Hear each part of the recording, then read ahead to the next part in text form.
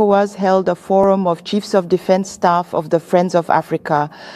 Mali and Burkina Faso were not there, nor was Niger.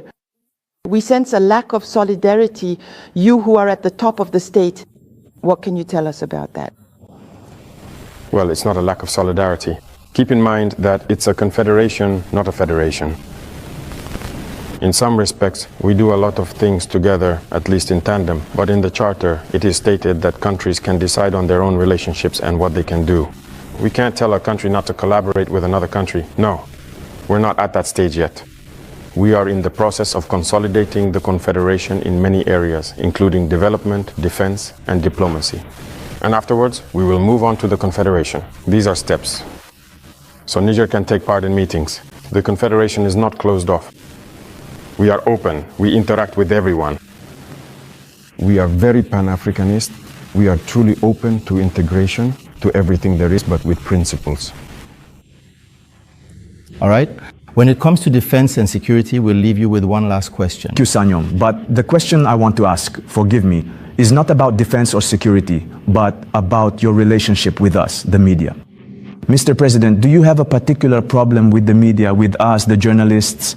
I say this because it feels like there has been a misunderstanding. I'm talking about the national media, not the international media, some of which have ended up in the trash for some time now.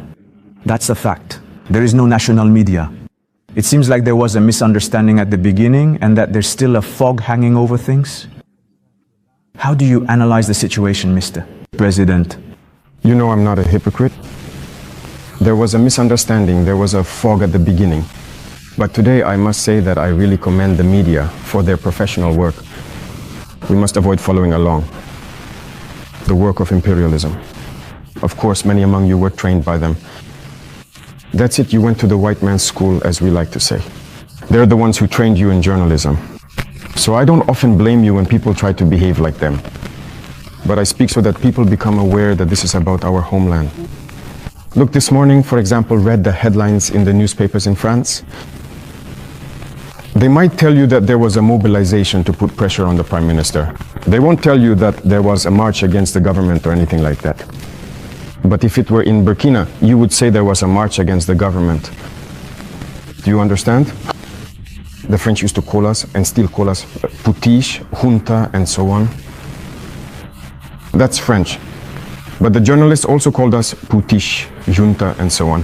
Why? Why follow? Following blindly, that's still slavery. I want us to move away from that.